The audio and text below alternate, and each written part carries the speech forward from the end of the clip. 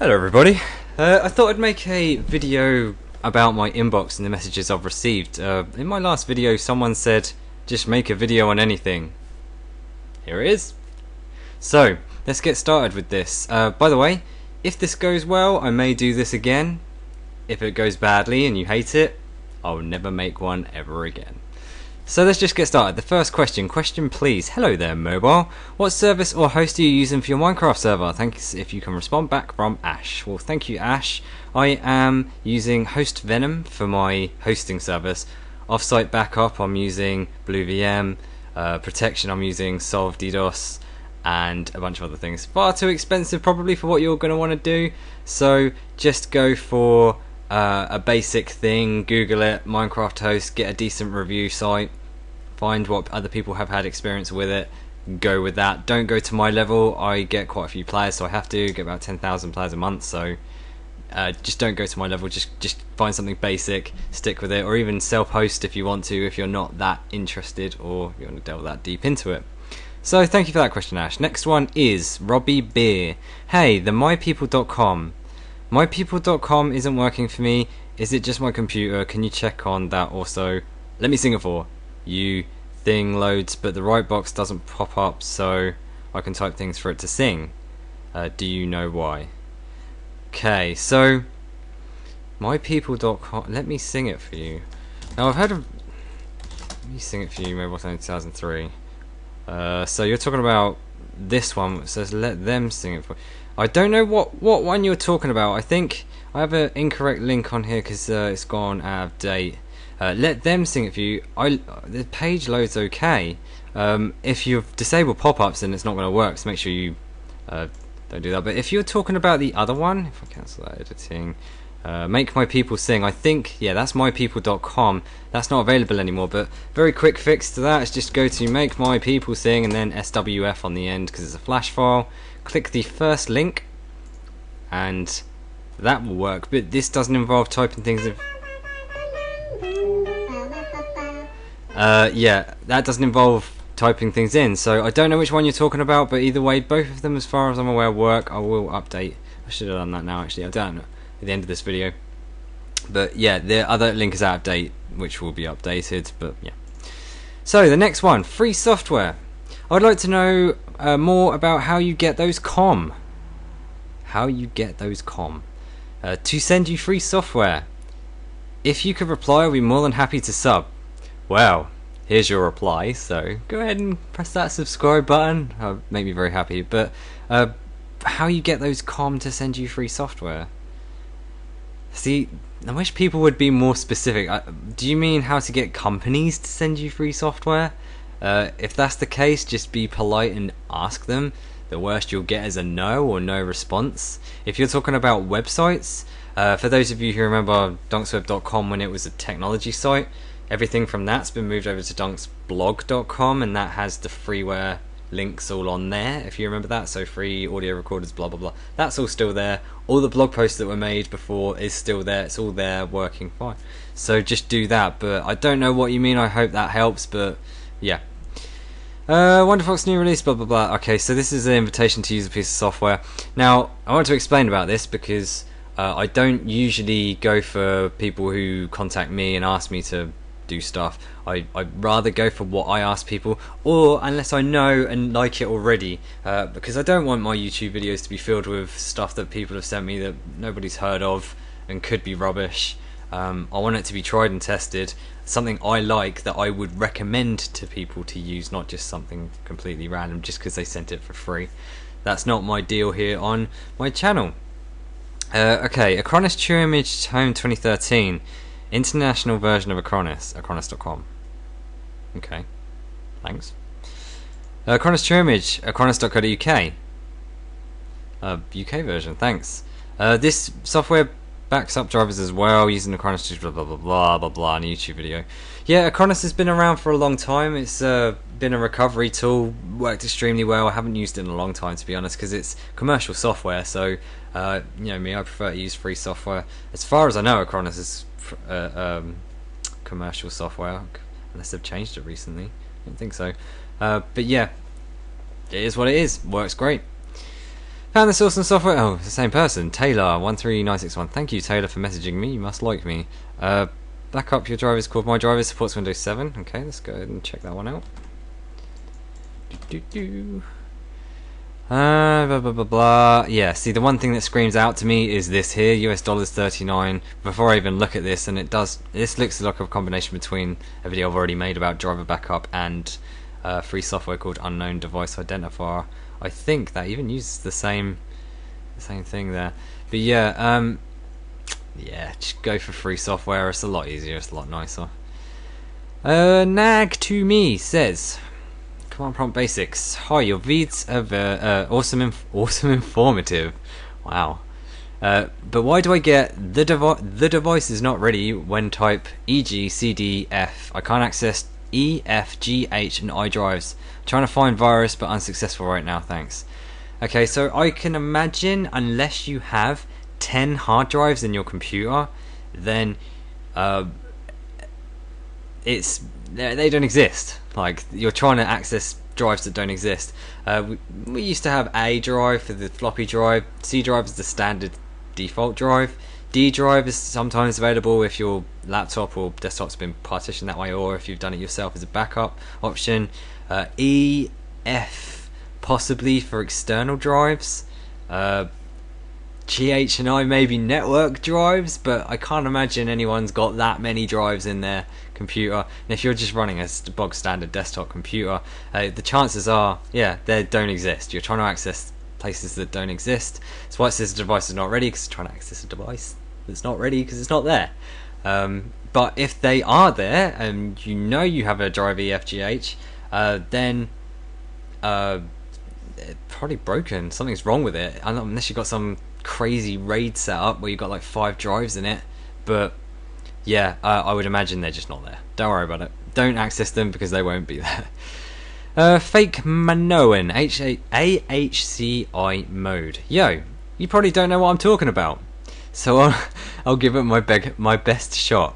Can't read today. Bearing in mind, AHCI mode is enabled and I am running Windows 7. Okay. I have a netbook with an IDE drive in. I need to install Windows XP, but it doesn't really like AHCI mode because it has no drivers. I know where you're coming from. This has been an age-old thing, mainly because Windows XP is so old, from 2001, even with the service packs, doesn't include a lot of drivers to install newer drives, so SSD drives, things like that. Will not work well unless you get the controllers and the drivers for the drive.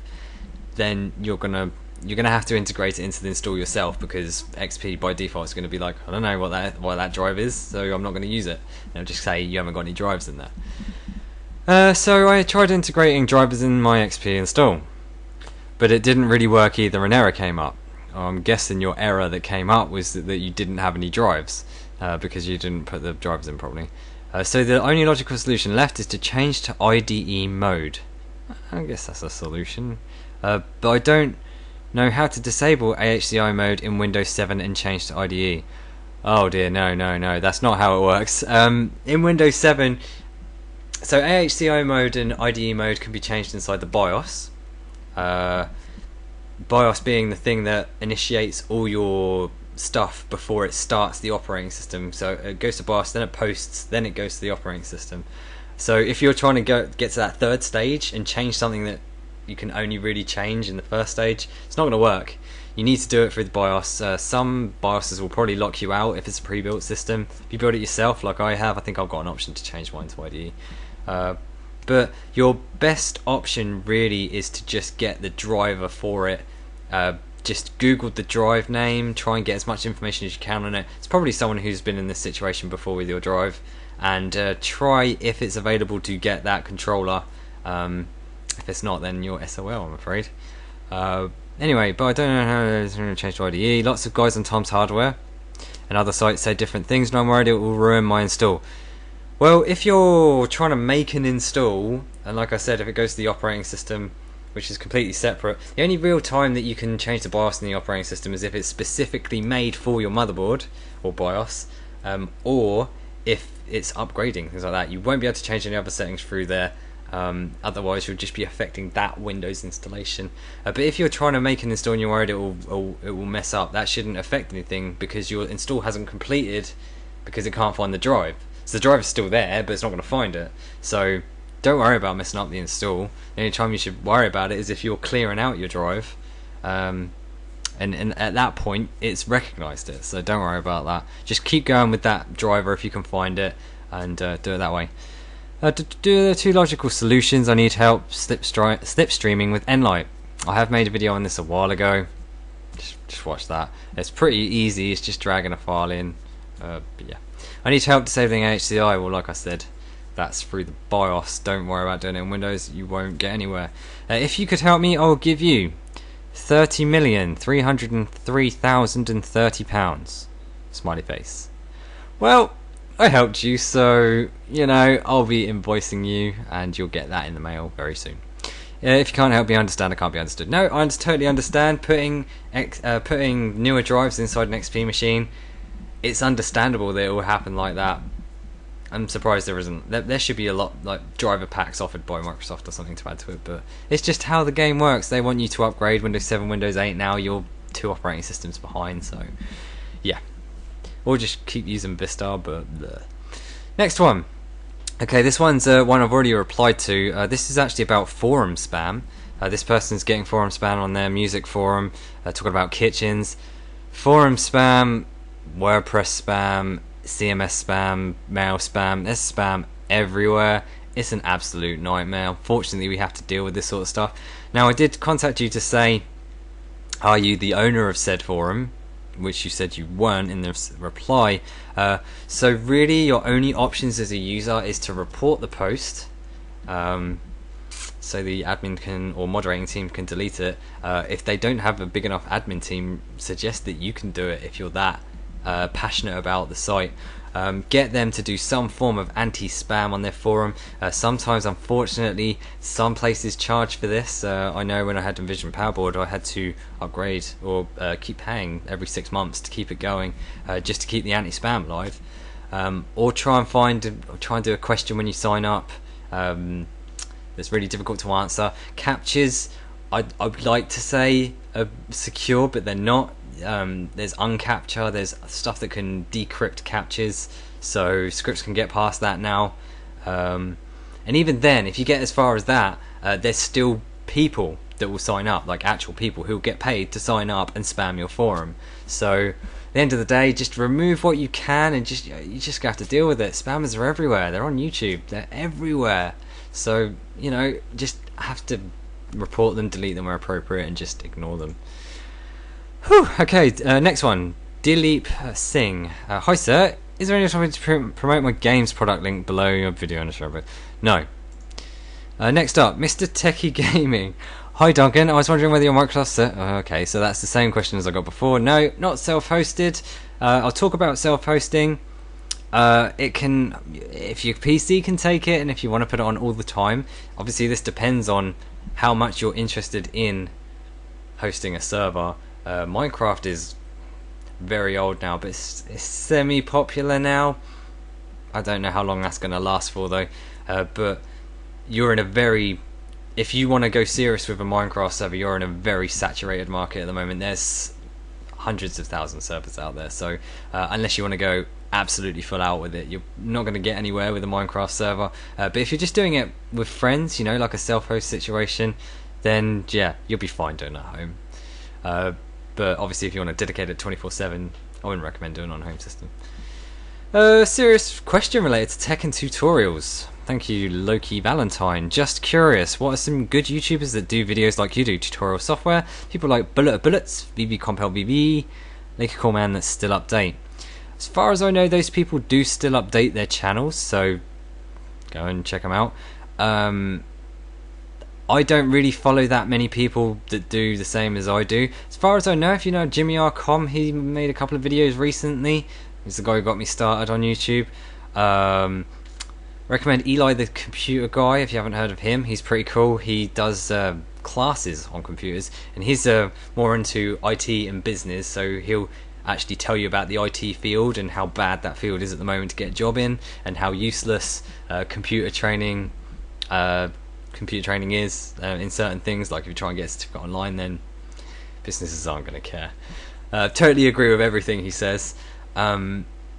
So yeah, check him out.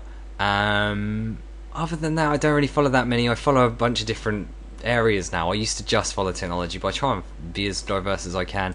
News sites I follow though: Engadget, The Verge. Follow mobile sites, Pocket Now, blah blah blah. Yeah, just go back in one of my videos. I think I've got like a list of a bunch of them.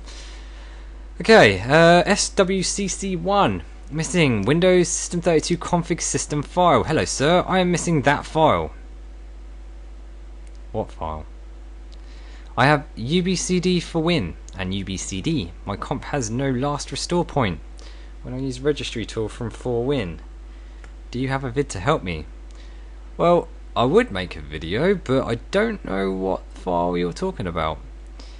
You should be more specific. I know websites, well, used to be, in the system directory. I'm assuming you're missing a dynamic link library or a DLL file.